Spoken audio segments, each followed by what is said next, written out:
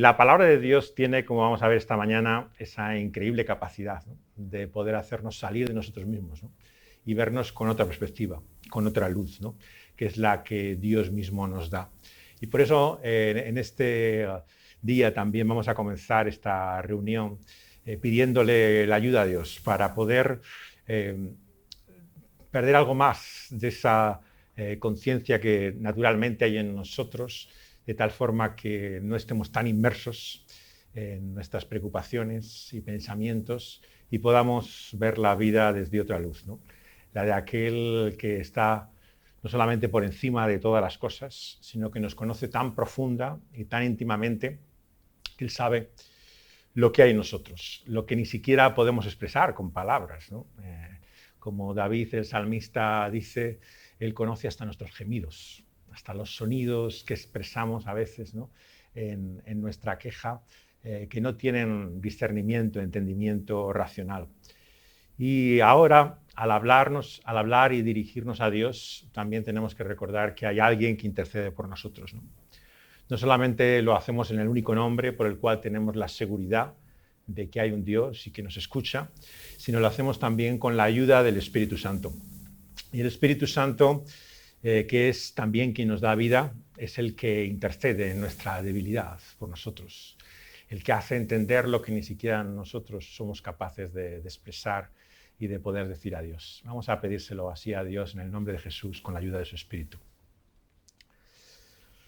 Oh Dios, venimos ante ti en este día conscientes de cuánto hay, Señor, que es de molestia, Señor, que es de preocupación incluso. Te queremos rogar, Señor, que al acercarnos a ti también en este día, podamos ver la vida con otra perspectiva, con otra luz. Qué difícil es entender y comprender lo que nos pasa. Pero ¿quién mejor que tú, oh Dios? Aquel que nos ha hecho, nos ha creado, aquel que nos conoce hasta en lo más profundo e íntimo, puede mostrarnos la realidad, el sentido, el propósito de las cosas. Señor, venimos ante ti en este tiempo de pandemia con incertidumbre. No sabemos, Señor, qué va a ser del futuro y todas las noticias que hay en torno nuestro son malas. Señor, escuchamos una y otra vez presagios oscuros, lo que parece, Señor, una normalidad que no se parece en nada a la que hemos conocido hasta ahora. Por eso, Señor, venimos ante ti con esa fragilidad, con esa inseguridad, sabiendo que tú, que eres también quien nos ha dado la vida, eres el Señor de ella, que tú tienes también un propósito y una razón para lo que ocurre. Por eso, Señor, te queremos pedir que podamos vivir con esa confianza, con esa seguridad, de que tú vas a llevar todas las cosas a aquellos que te aman para nuestro bien. Por eso nuestra oración y nuestro ruego es que tu palabra, Señor, en esta mañana y en este día, nos despierte más amor. Que por la obra de tu Espíritu podamos descubrir la maravilla y el asombro de ese favor inmerecido, de esa misericordia entrañable, Señor, de esa increíble, sorprendente, Señor, gracia que tú has mostrado para con nosotros. Señor, obra tú así por tu Espíritu Santo, que no quedemos insensibles e indiferentes a tu palabra, sino que despiertos a ella podamos, Señor, ver nuestras vidas con una nueva luz. Podamos ser distintos, podamos ser diferentes. Que esta comprensión y entendimiento transforme también nuestra vida, tocando nuestro corazón, nuestros afectos, nuestros sentimientos. Te lo pedimos en el nombre de Cristo Jesús. Amén. Estamos considerando en la Iglesia un libro que hay en el Nuevo Testamento que lleva el título de Hechos. Los Hechos, que es como se llama el libro, los podríamos decir que, aunque se suele llamar de los apóstoles, podría ser también los Hechos de Cristo mismo, ya que es la continuación de otro libro. Su autor, el doctor Lucas, escribió dos obras, un evangelio, que es la buena noticia de Jesús, y luego también este registro de los hechos de Jesús después de muerto, de cómo él resucitado, volviendo a la vida, continuó actuando y lo hace todavía en el día de hoy. Y vamos a comenzar un capítulo nuevo. Si habéis seguido las grabaciones que tuvimos al final del confinamiento, Estuvimos considerando el capítulo 13 de Hechos y hoy vamos a comenzar con este capítulo que lleva el número 14 de Hechos. Como vamos detenidamente y con atención, mi idea original era poder ver todo el capítulo, pero siempre me detengo tanto en... Vamos a ver solamente el principio. Vamos a ver el texto que va de los versos 1 al 7 de Hechos capítulo 14. Nuestro texto en lo que vamos a meditar hoy está en el libro de Hechos, capítulo 14, y vamos a leer los primeros 7 versículos que hay. Hechos 14. Dice así: Aconteció en Iconio que entraron juntos en la sinagoga de los judíos y hablaron de tal manera que creyó una gran multitud de judíos y asimismo de griegos. Mas los judíos que no creían excitaron y corrompieron los ánimos de los gentiles contra los hermanos. Por tanto, se detuvieron allí mucho tiempo, hablando con denuedo, confiados en el Señor, el cual daba testimonio a la palabra de su gracia, concediendo que se hiciesen por las manos de ellos señales y prodigios. Y la gente de la ciudad estaba dividida. Unos estaban con los judíos y otros con los apóstoles. Pero cuando los judíos y los gentiles, juntamente con sus gobernantes, se lanzaron a afrentarlos y a apedrearlos, habiéndolo sabido, huyeron a Listra y Derbe, ciudades de Licaonia, y a toda la región circunvecina. Y allí predicaban el Evangelio. Hasta aquí la palabra de Dios. Vivimos en un mundo dividido. Basta no solamente escuchar las oscuras y terribles presagios que provoca esta crisis sanitaria, sino también cuando asistimos a lo que es el escenario social o político, ¿no? Vemos que es de constante polarización. La división, la agresividad que hay incluso entre las personas ahora ha llegado a unos puntos que uno se pregunta si esto realmente no se ha dado anteriormente. Bueno, la realidad es que no hay nada nuevo. El odio ha existido siempre. Pero vemos que lejos de desaparecer, lo que hace parece es aumentar y crecer. En este sentido, tenemos que tener en cuenta que muchas veces cuando se habla de la religión o del cristianismo, se ve no como un elemento de solución a este problema, sino todo lo contrario. Es algo que parece aumentar, añadir a la dificultad que implica en sí esa división y polarización que hay en la humanidad. Es por eso que muchos, no nos engañemos, se oponen al cristianismo. Consideran realmente que es otro elemento más de división. Como toda religión, parece que separa a la gente en vez de unirla. Y si hay algo por lo que tenemos particular sensibilidad en nuestro tiempo, eso es la idea de igualdad, de que no haya diferencias, de que no haya barreras y obstáculos.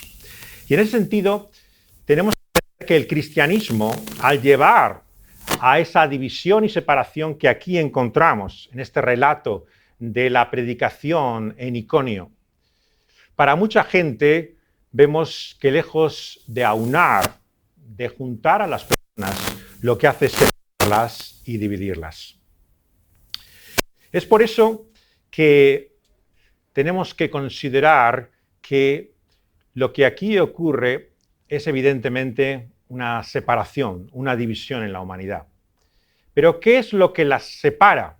¿Qué es lo que divide a esta gente que escucha el mensaje que traen aquí Pablo y Bernabé en este lugar de Iconio? Para eso tenemos que atender a nuestro texto, pero también ver lo que ocurrió justamente antes, en el capítulo anterior. En el capítulo 13 vemos cuál es el mensaje que habían traído también estos hombres a otro lugar, Antioquía de Pisidia, el sitio donde estaban antes de llegar a Iconio. Nos dice que Pablo y Bernabé predican aquí el mensaje cristiano en el capítulo anterior. Y ese es el Evangelio, versículo 32, la buena noticia que les traen, la promesa hecha a sus padres, Dice el verso 33 de ese capítulo anterior que Dios la había cumplido a los hijos de ellos, a nosotros, resucitando a Jesús. Como está escrito, y le dijo que mi hijo eres tú. Así le levantó de los muertos. El mensaje cristiano, por lo tanto, no es la identidad de este hombre llamado Jesús, sino su vida, el poder que demuestra su resurrección. Pero es más, su presencia en medio de ellos y también en medio nuestro. ¿Y qué significa para nosotros que Jesús pueda estar todavía vivo en medio nuestro? Para entenderlo tenemos que ir a estos versículos que van a continuación. Nos dice, versículo 38, que por medio de esto, varones hermanos, les dice Pablo, que por medio de él se os anuncia perdón de pecados, dice el versículo 38. Lo que encontramos aquí es el anuncio, por lo tanto, ahora en Iconio, de un mensaje que es una buena noticia. ¿Pero qué significa esa buena noticia? Nuestro texto nos dice en el versículo 3 que hablando con denuedo, o sea, con pasión, Pablo y Bernabé, confiados en el Señor, daban testimonio de la palabra de su gracia. ¿Qué es la gracia? Por un lado, no es solamente un nombre, es favor inmerecido. Pero ¿qué significa? ¿Cuál es el favor que Dios te hace a ti y a mí? Ese favor, en primer lugar, como han explicado anteriormente Pablo y Bernabé, es el perdón. El perdón es como Dios quita literalmente de nosotros esa rebelión, esa enemistad que nos separa de Él. En términos del Salmo 103, tan lejos como el oriente del occidente, como en lo más profundo del océano, como está de distante el cielo de nosotros, aleja de nosotros todo lo que nos separa de Dios. Nuestro resentimiento, nuestras quejas, nuestra desconfianza, todo aquello que una y otra vez no solamente nos separa de Él, sino que Dios tiene contra nosotros. Porque, como vemos una y otra vez, Dios no se ha comportado así con nosotros. Dios nos ha mostrado su bien, su favor. ¿Y qué hemos hecho nosotros? Despreciarle, ignorarle. Dice algo más, también en el versículo 39 del capítulo anterior. Les anuncian el perdón de los pecados y de todo aquello que por la ley de Moisés no podían ser justificados. Por lo tanto, había un problema no solamente de perdón, sino un problema de justicia. Cuando quebrantamos la ley, hemos cometido delitos y tenemos que responder de ellos. Y ese problema no es pequeño. Puedes contratar al mejor abogado para que te defienda, pero no tienes la seguridad de si vas a salir finalmente absuelto de ese tribunal. Pero el mensaje cristiano es que Dios muestra su gracia, no solamente en el perdón, no teniendo en cuenta ese mal que le hemos hecho, sino dándonos Él mismo la justicia que es suya a nosotros. Estos dos elementos son fundamentales para entender cuál es la separación y la división que aquí ocurre en Iconio. Y allí donde es predicado el Evangelio, vamos a encontrar estas dos reacciones. Aquellos que reciben esta buena noticia, como hemos leído con alegría, descubriendo el perdón y la justicia que viene de Dios en Cristo Jesús, y aquellos que la rechazan y dicen, yo no necesito ni de tu justicia ni de tu perdón, me basto por mí mismo.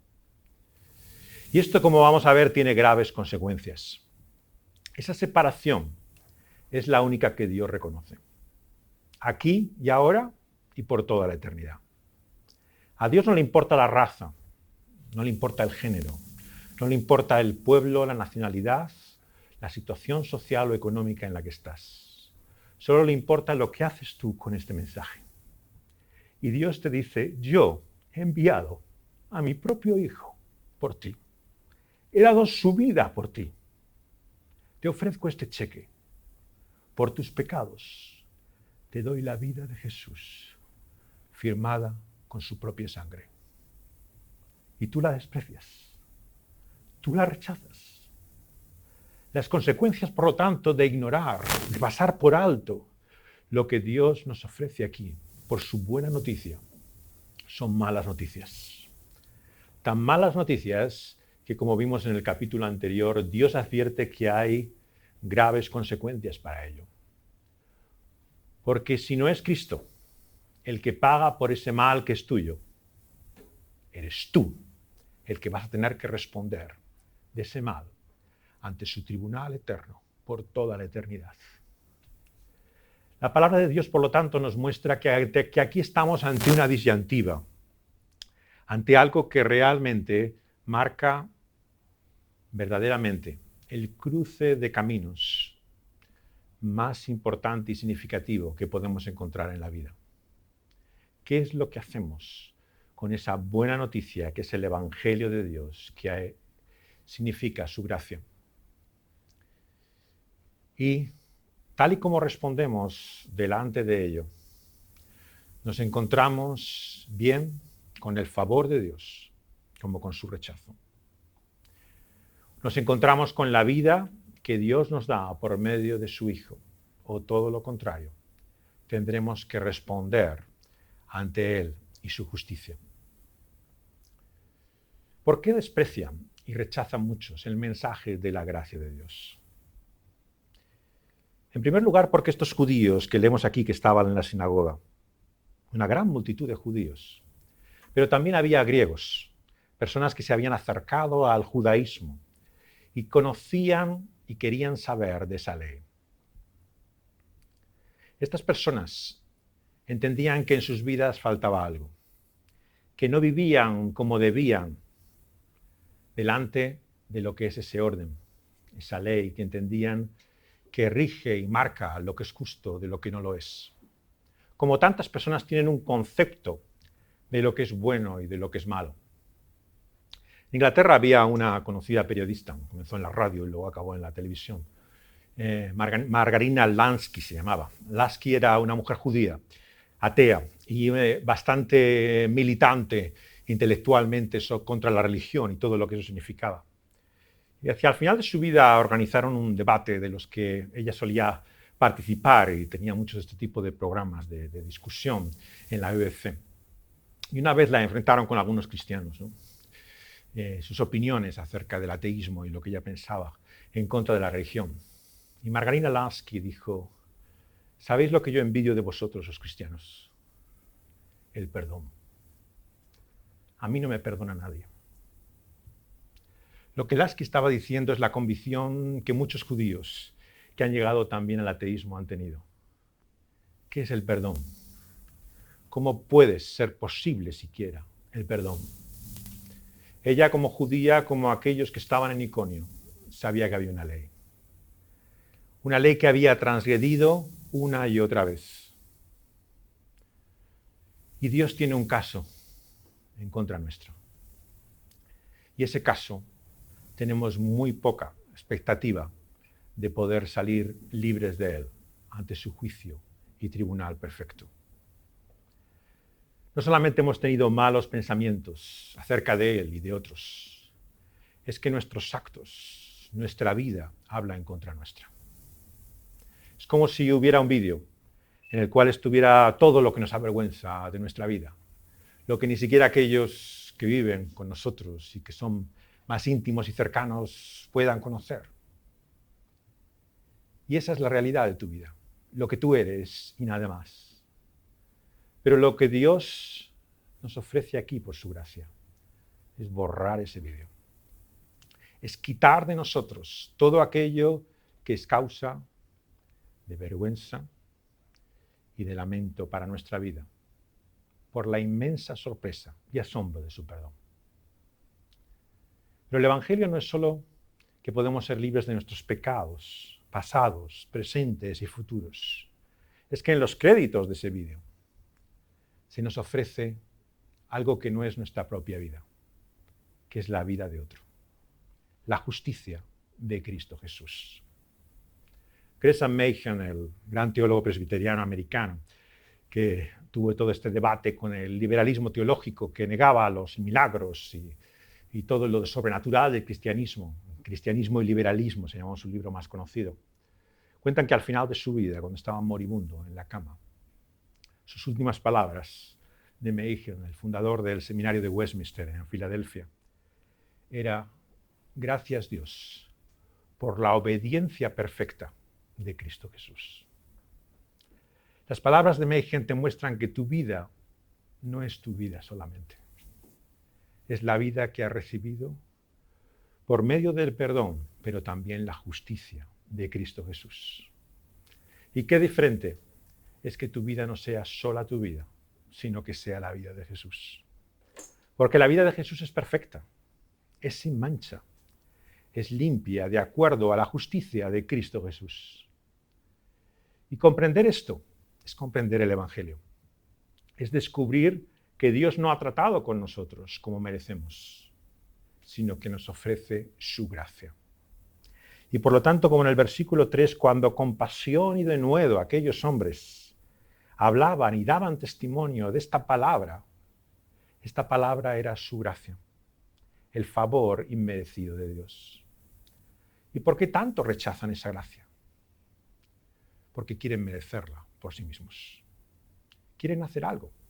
Pueden creer que haya un Dios, pero ese Dios finalmente te ofrece su vida si la mereces, si la ganas, si realmente eres digno de ella. Y por lo tanto no solamente dañas su orgullo, sino que declaras su culpa.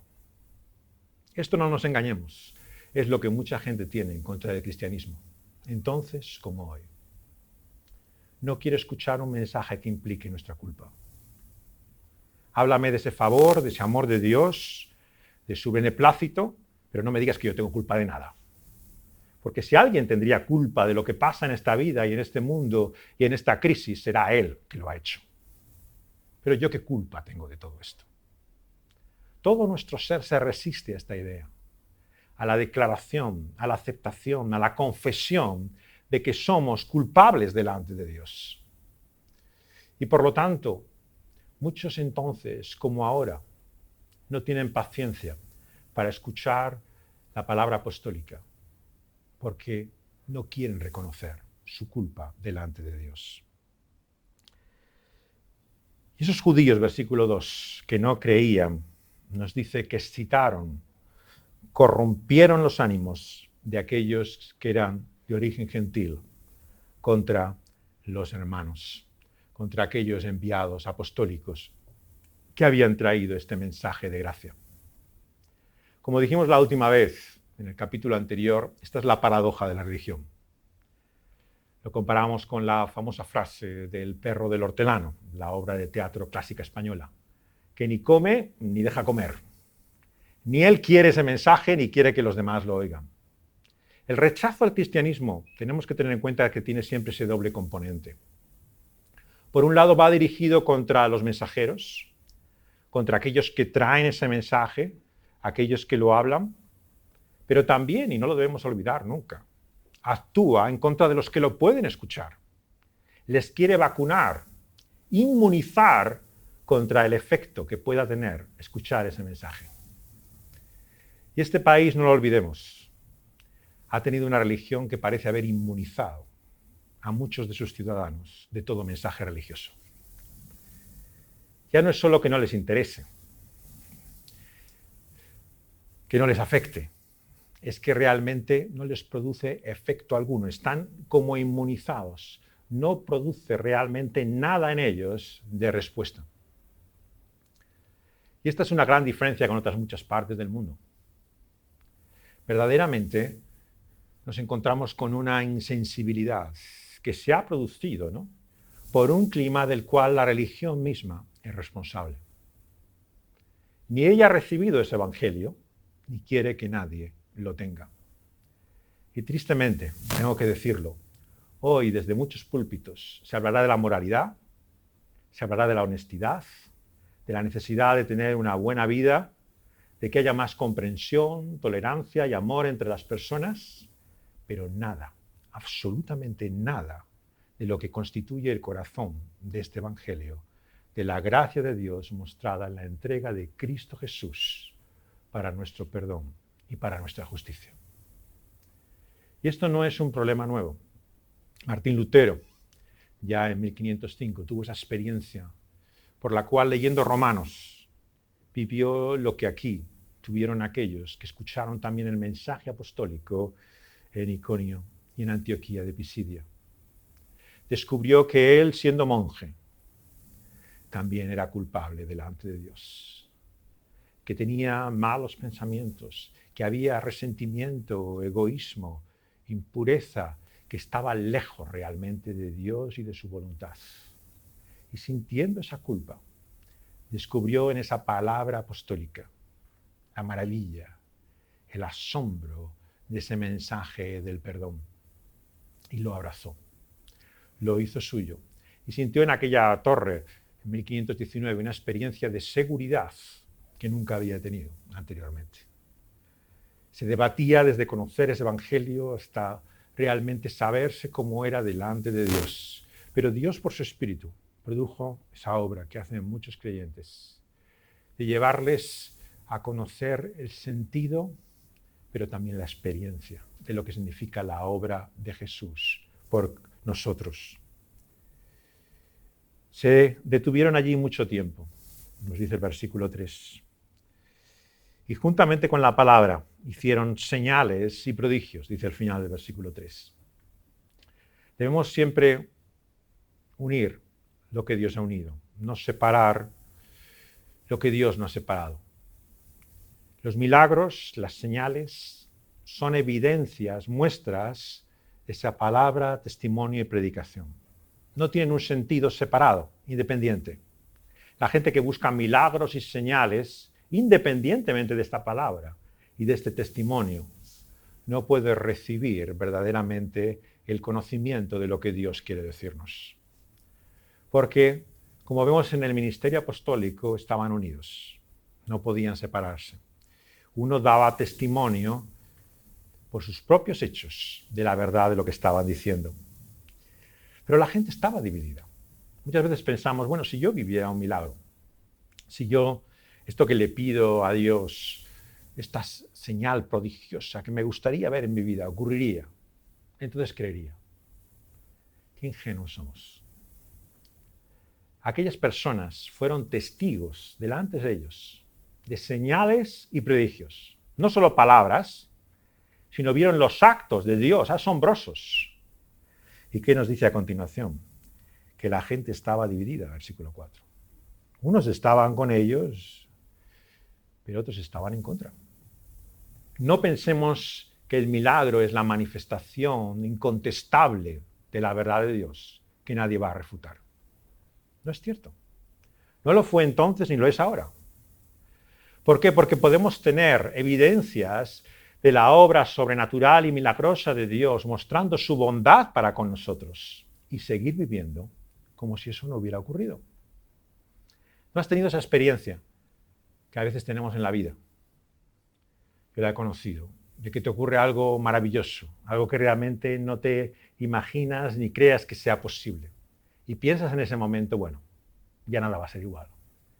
Después de esto que ha ocurrido, ¿no? Después de esto que el Señor ha permitido y ha hecho, mi vida no va a ser la misma. Ingenuos que somos. Es triste. Algunos de los oscuros pronósticos de esta pandemia nos hablan de que, tristemente, si finalmente se resuelve y acaba este problema, en 5 años nadie sabrá ni querrá oír más de esto.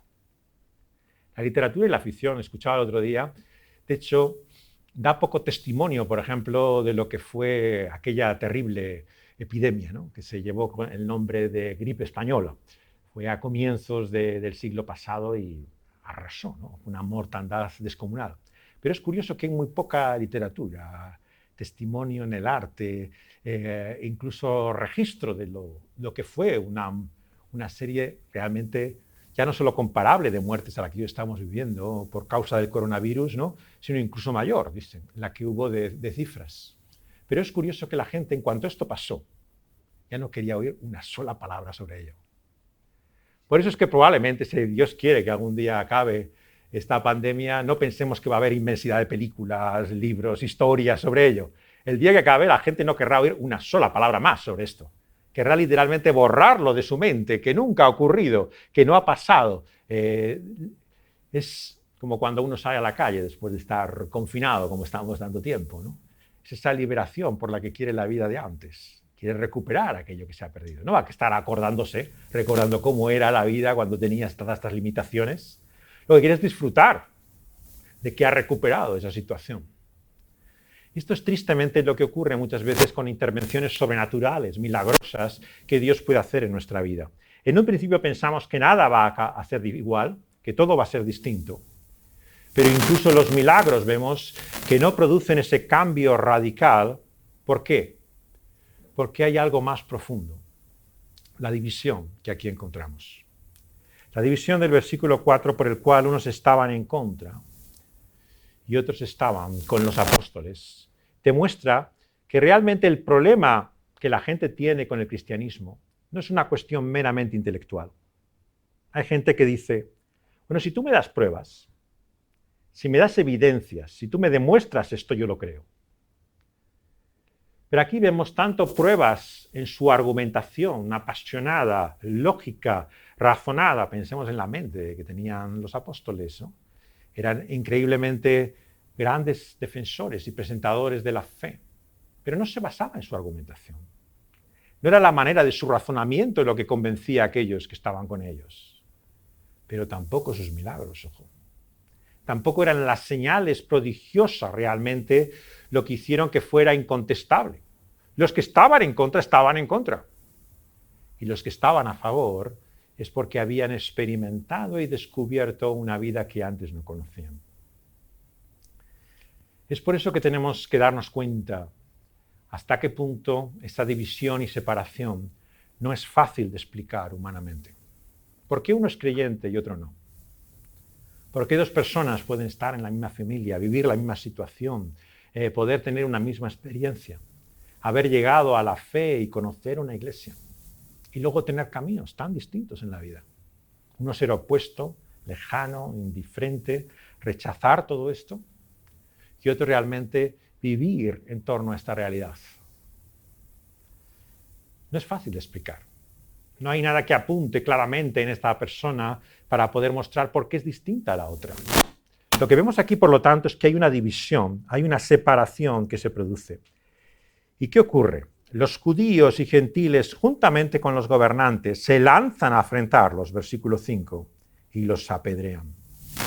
El rechazo, la oposición violenta y agresiva hace que haya de todo menos indiferencia. Por eso no nos engañemos. El mensaje cristiano no produce simplemente indiferencia. Lo que produce es rechazo. Y esto que ocurrió aquí, ocurrió entre gente religiosa. No eran ateos, no eran paganos que servían ídolos desconocidos los que aquí se enfrentan a los apóstoles. Eran judíos, amantes de la ley, conocedores del libro, que buscaban una y otra vez la aceptación de ese Dios por medio de su obediencia. Y lo despreciaron. Lo rechazaron hasta el punto de volverse en contra de él, afrentarlos, incluso apedrearlos.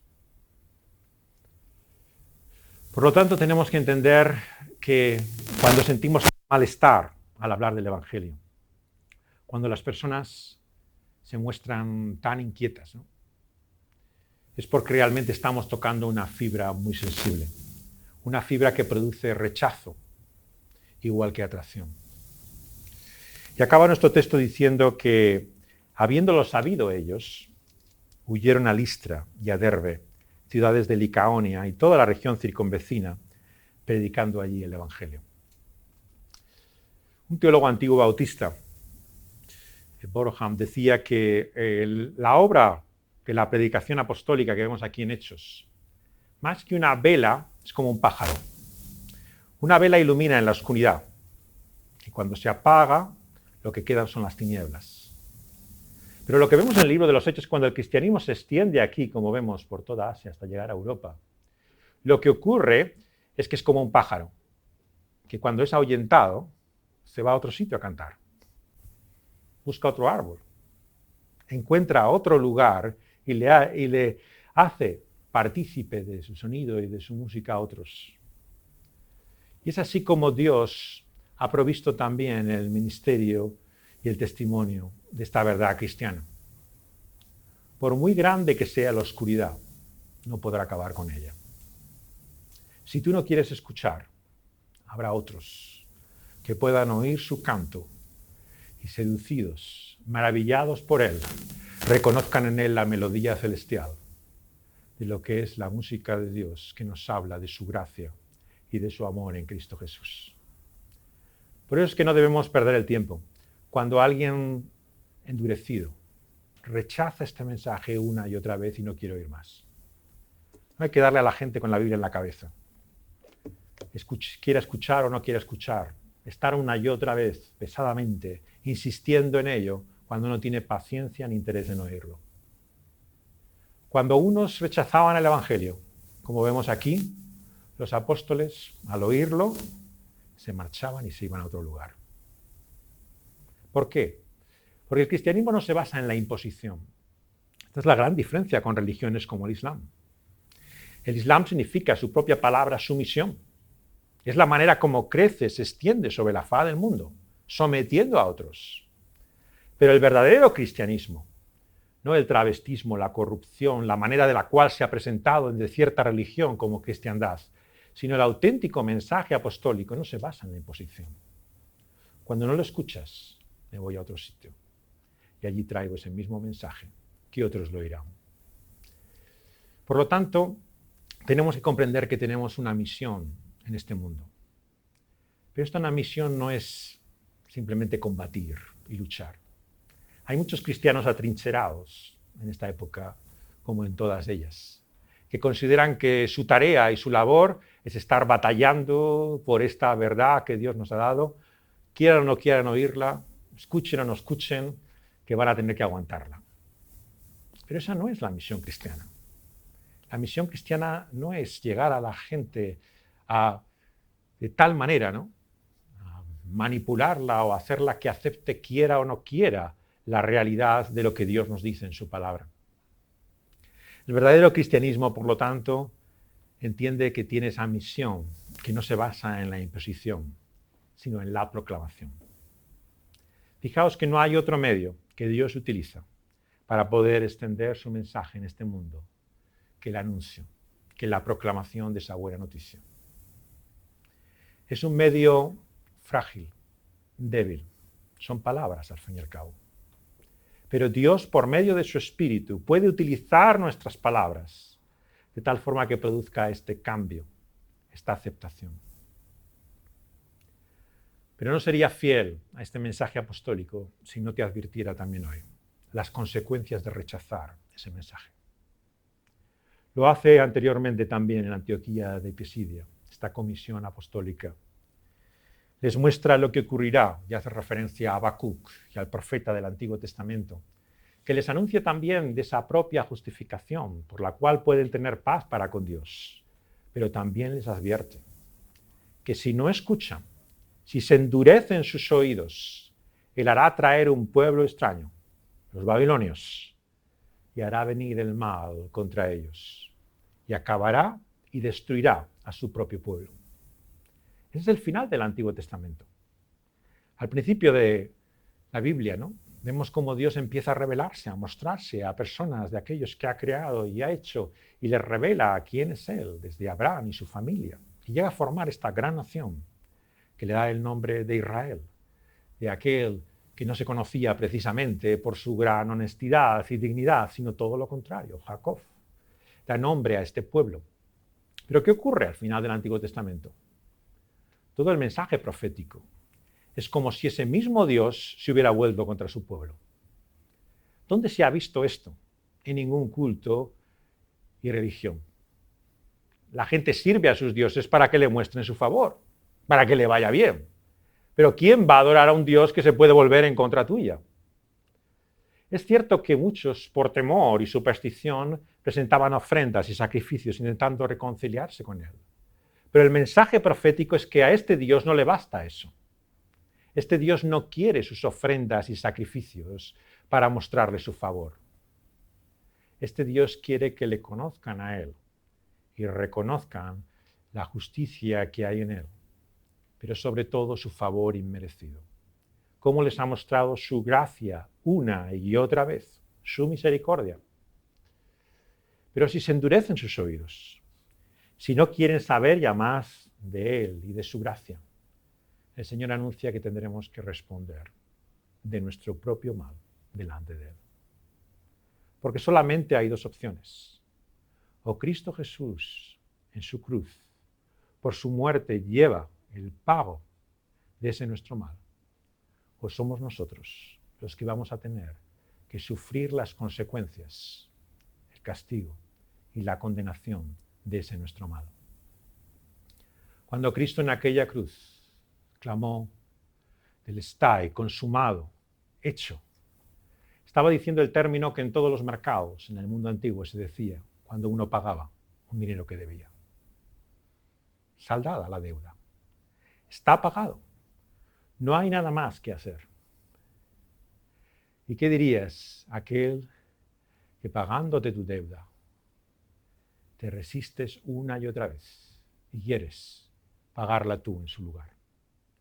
Es cierto que en nuestra cultura lo hacemos a veces, ¿no? Cuando te invitan en un sitio, ¿no? Con un amigo, ¿no?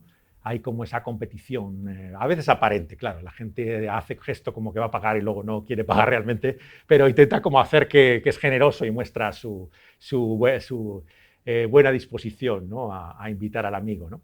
Pero, claro, no es esta la invitación de la que estamos hablando. No se trata de un mero gesto, de una actitud, ¿no? por la cual quieres mostrar tu generosidad. Se trata de una deuda impagable. Por muchas buenas obras que hiciéramos toda nuestra vida y acumuláramos hasta el cielo mismo, no podríamos pagarlo. ¿Por qué? Porque nuestra deuda es demasiado grande. Tan grande que ha implicado esa separación terrible que es la muerte, por la cual estamos alejados de Dios eternamente, de acuerdo a nuestros actos y nuestras obras. Por lo tanto, cuando Dios nos ofrece que Él mismo paga por lo que nosotros hemos hecho mal, no debemos pensar que hay algo demasiado malo que Dios no puede finalmente poder perdonar. Cuando leemos el Evangelio de Marcos, vemos a aquel centurión romano en la propia crucifixión de Jesucristo. Pero hasta aquel que había matado a su propio hijo, Dios era capaz de perdonarle cuando confesaba y reconocía que Él era Cristo, el Hijo de Dios. No hay otra condición, no hay otra cosa de lo que dependa que el reconocimiento de ese regalo y de ese don que Dios nos ha dado, que es la vida de su Hijo. Por lo tanto, lo único que podemos hacer es darle a Dios gracias por esa vida. Gracias por el perdón, pero también gracias por la vida perfecta que hay en Cristo Jesús. Que podamos decir, como aquel hombre, en el último momento, en ese lecho final, gracias a Dios por la vida perfecta de Cristo Jesús. Porque no es por la mía o por la tuya que Dios nos va a aceptar.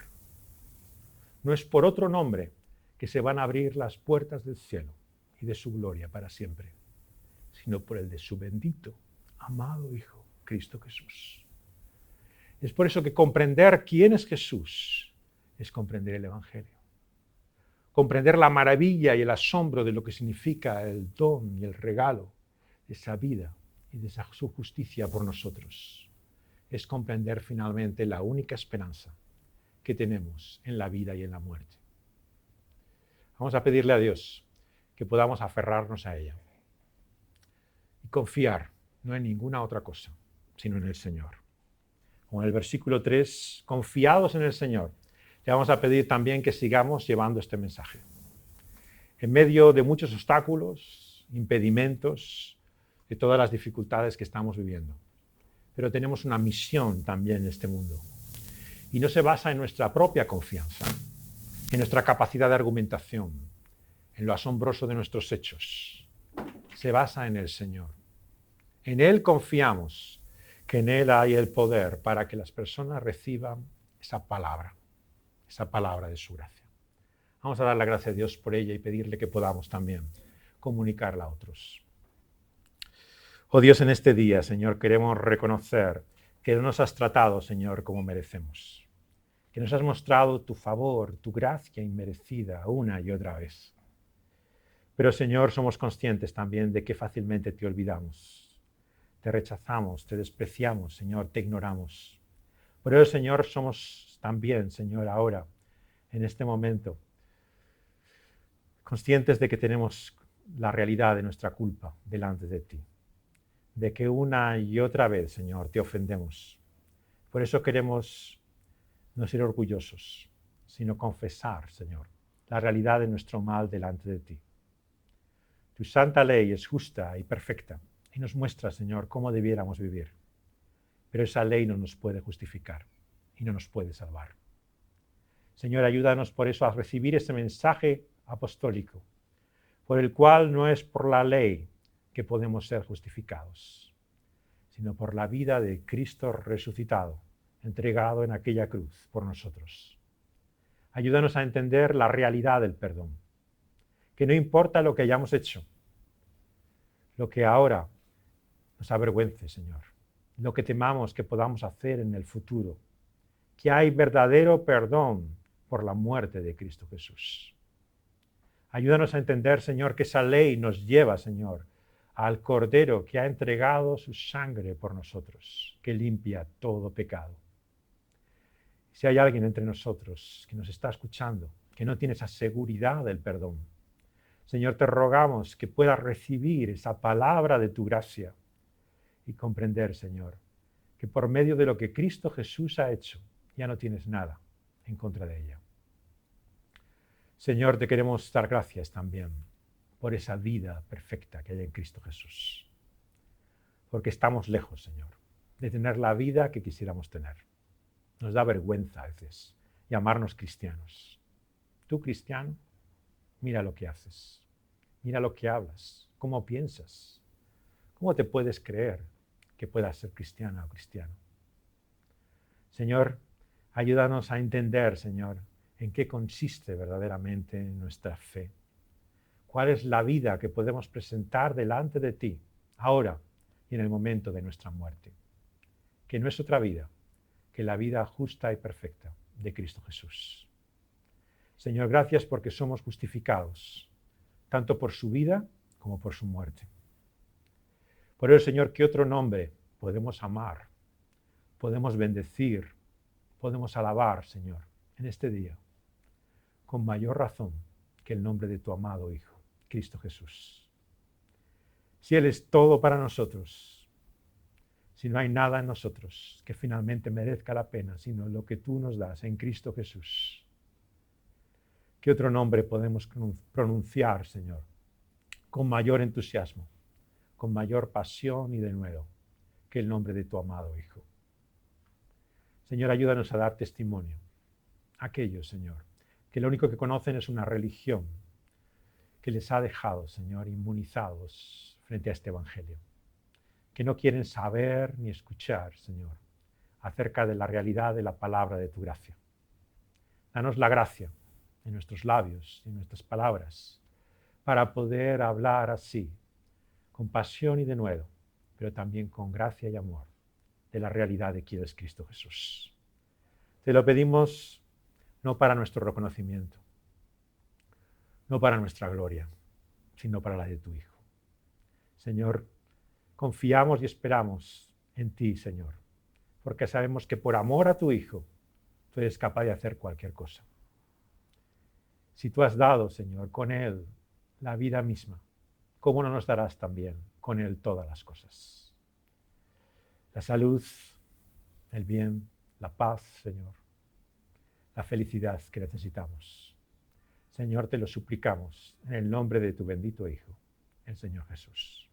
Amén. Que el Señor te bendiga y te guarde. Que el Señor haga resplandecer su rostro sobre ti. Que tenga de ti misericordia. Que el Señor levante sobre ti su rostro. Que Él ponga en ti paz. Te lo pedimos, Señor, por el amor que hay en ti, oh Padre. Por la gracia de tu amado Hijo. Por esa comunión profunda e íntima de tu Santo Espíritu. Amén.